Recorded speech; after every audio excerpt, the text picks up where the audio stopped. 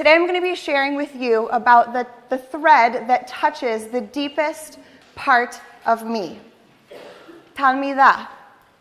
Talmidah is the Hebrew word for a female disciple.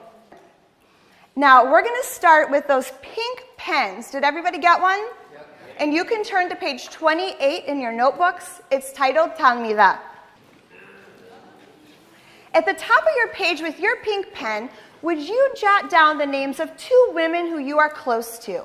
I'd like the first one to be someone from your family, and the second one to be someone from your ministry. Real quick at the top of your page.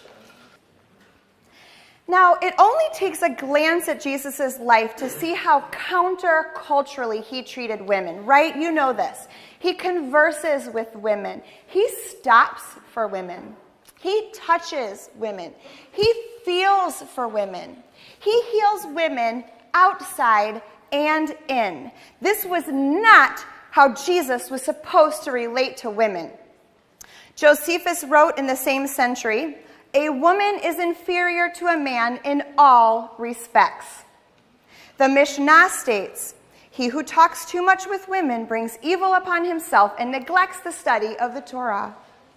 And Ben Sirach, an influential scribe who significantly shaped Jewish thought just before Jesus, persuaded this: "Sin began with a woman, and thanks to her, we all must die." Women give rise to shame and reproach. Do not put yourself in a woman's hands, or she may dominate you completely. But Jesus.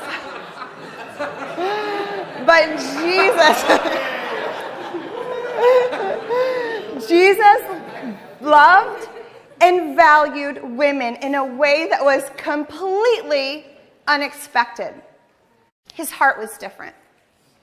The question for this morning goes, for me, a little bit further even than that. Because our question for this morning is, was it in Jesus' heart to make space for women to be present or to be participant? Did Jesus disciple, train, and send out women?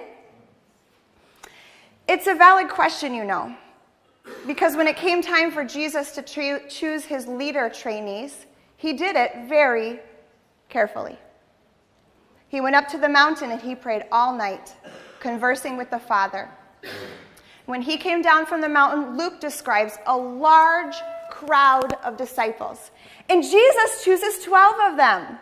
And those 12 are very different. Different ages, different professions, certainly different personalities. But those 12 are all men. They're all men. They're all men. Father, is that your strategy to win the world? I mean, is this a man's movement? Did you invite women to kind of be around but never invite them to participate? Why? Do you not think that I can do it?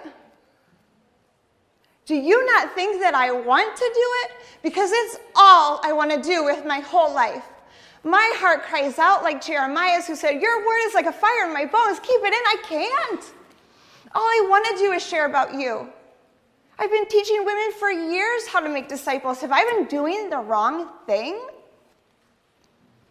All I want to do is follow your son's life. I just want to do exactly what he does. So you tell me now, if he didn't do it, I'll bow out. Or maybe you want to show me something that I'm missing. As you can imagine, for me, that was the beginning of a very personal, and to be honest, a very scary conversation with the Father. It also started to be a conversation with my coworkers. And as we conversed, the Lord told us, keep your eyes on the Son. So I kept reading. And I got a big, sparkly, pink pen. And I decided anytime I see a sign of Talmidah in the movement, I'm going to mark it in pink. It's very interesting because Jesus that day came down from the mountainside with his 12, and he started a leadership training time. It's before he sends them out. So it gives us this idea that these guys are still in training, that there are still some key principles that they need to learn in order to really do this multiplication phase. Quickly into that special training time, we come to Luke 8, 1-3, that says this: Jesus traveled around from one town and village to another, proclaiming the good news of the kingdom of God. The 12 were with him, and also some women, marked in pink, who had been cured of evil spirits and diseases. Mary from Magdala, marked in pink, from whom 7 demons had come out. Joanna, underlined in pink, the wife of Chuza, the manager of Herod's household. Susanna, marked in pink, and many others, really marked in pink. These women were helping support them out of their means. Well, in looking at this new color in my Bible, I started to ask, were these women part of that large crowd of disciples that Luke just talked about? Looks like Jesus said, come and see by casting, by healing them. But how did they decide to stay? When did these women realize that there was space for them? And when Jesus was teaching, where were they? Because, man, I know where I would have been, right up there next to him. And why are there 3 names mentioned? Man, so many key characters in Jesus' life who never get their name in the text. The little boy who brought his fish and his bread, the woman at the well. But these 3 women get their name there. Why is that? Were they the wealthiest?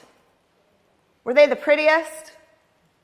Or could have they been the leader trainees for the women?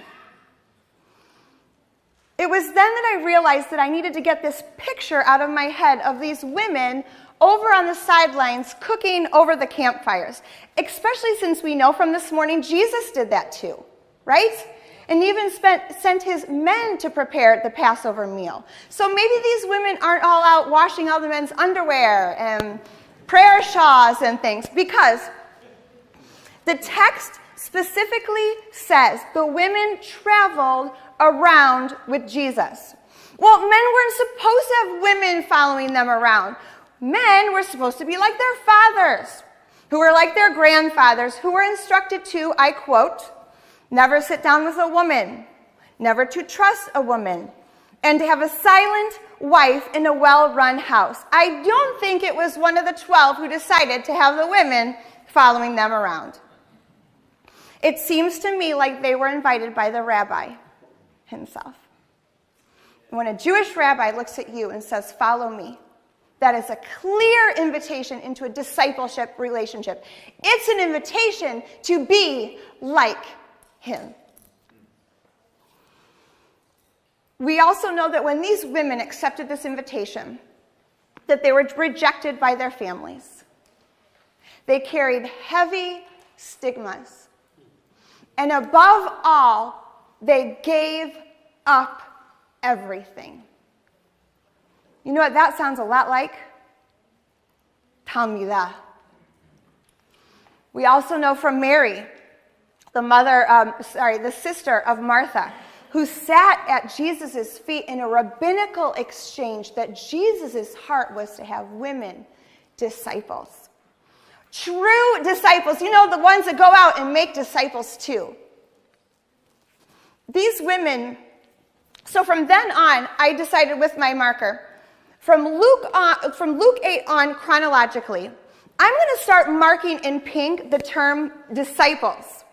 Because although it's a gender-neutral term, I'd realized that I had always read the term disciples as male disciples. But it's not. It's Mary, it's Joanna, it's Susanna, and it's many others. And they are there in the middle of a very strategic leadership training. They are being taught the secrets of the kingdom. They are being taught how to sow the word. And you know how Jesus loved to train in excursions. We saw in Mark 4 that there were other boats with Jesus. Were women in the other boats? And when the 12 were sent out, were the women filled with joy because they knew their time would come? Were they in the 72? Because by the time this phase ends and Jesus is resurrected, it becomes really clear that Jesus had women disciples. I want to show you just one example of that. You've got a little piece of paper that says Luke 24, 1 and on. Let's go there quickly. I'm just going to give you one example because you will have so much more fun finding the other ones, any other ones on your own. Luke 24, verse 1 says, on the first day of the week, the women, marked in pink, took spices they had prepared and went to the tomb. Let's skip down to verse 6 and 7.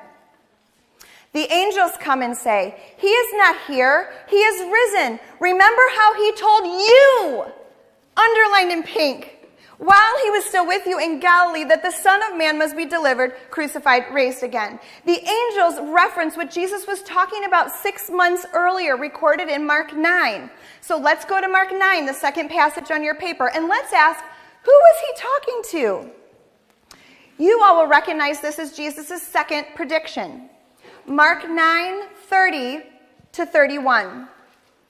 They left that place and passed through Galilee. Jesus did not want anyone to know they were there because he was teaching his disciples, underlined in pink. And he said to them, the Son of Man is going to be betrayed, killed, and raised again. Do you see how the women are his disciples? Do you see how they are retreating with Jesus? How they are privy to his most vulnerable moments, how they are let into his heart, and they are let into his plan. Have you maybe overlooked them like I have? Maybe the women weren't the first few disciples called, but I love that Mary, mother of Jesus, was the first person on earth that the Father decided to tell about his son. Quickly afterwards, Elizabeth is the first human ever to confess with her mouth that Jesus is Lord. Maybe the women weren't the first 12 sent out, but the women at the tomb were the first sent out with the whole gospel.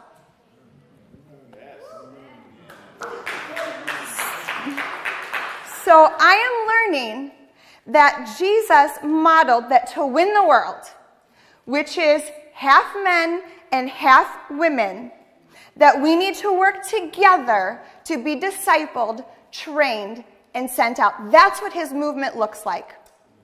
Remember how Jesus, at the end of his life, prayed for unity?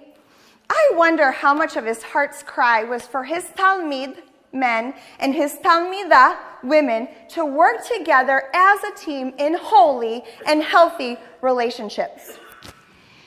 I know, men, that it can be easier to work without us. I know.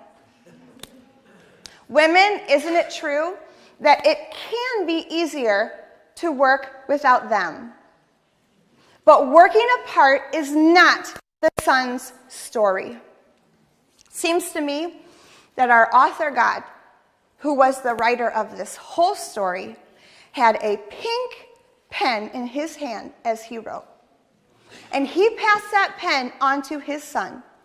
And his son passes that pen on to us. I want to give you a pink pen this morning. I want to give it to you as a symbol. And I also want to give you each one as this invitation. Would you pick up a pink pen and start marking in your Bibles where you might see signs of Talmidah in the movement? Let's conclude by going to those two names you jotted down at the top of your page.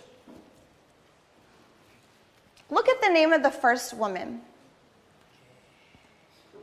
The first woman you jotted down is someone is in your family. So whether she's your wife, your daughter, or your mother, I know that you, and men especially, have a deep desire to provide for her. Maybe a great question for this morning is this: how am I providing for her to be a disciple and to make a disciple? You in this room, in their lives, have a front row opportunity to provide space for her to be at Jesus' feet as a disciple. In my house, that's Lisandro, my husband, grabbing our small kids, putting them in the car, going on some adventure so that I can just be alone, so that I can grab the word and plop down at his feet and listen and do what I most love doing. That's us right now. I don't know what stage of life you are in, but I do know that what she most needs is to be close to Jesus. And also, mom, sister, husband, you provide what I feel like is the most trusted voice to encourage her to be a disciple maker. Women are incredible disciple makers. So look at that name and let me ask this question. Do you believe that she is just as much part of the Everyday Commission as you are? Then remind her of that and provide for her everything she needs to participate, to obey. Let's go to the second name. She's someone in your ministry. She represents your Marys, your Susannas, your Joannas. Another great question for today is this. How am I helping her participate as a co-worker in the movement? I mean, if you asked her today if she feels present or if she feels like a participant, what would she say? Years ago, Mark Edwards extended a verbal invitation to me to participate in Jesus' movement. He gave me the privileges and the responsibilities of a co-laborer. That space in the movement is a reminder that I was made for this too. Have you given her a verbal invitation to be part of Jesus' movement? This is Jesus' heart. It's for us to work together, men and women in his movement. So with pink pens in hand, let's commit to continuing to look at the Son's life. And if we find that Jesus discipled, trained, and sent out women, then let's do that too. Father, I just want to thank you so much this morning for this value in GYI. Thank you for bringing us to Magdala today. Would you guide us as we continue to converse about men and women as co-workers winning the world? We want the whole world to know you. So will you help us when it gets sticky? And will you help us when it gets scary? Will you help us keep our eyes on your Son? Amen.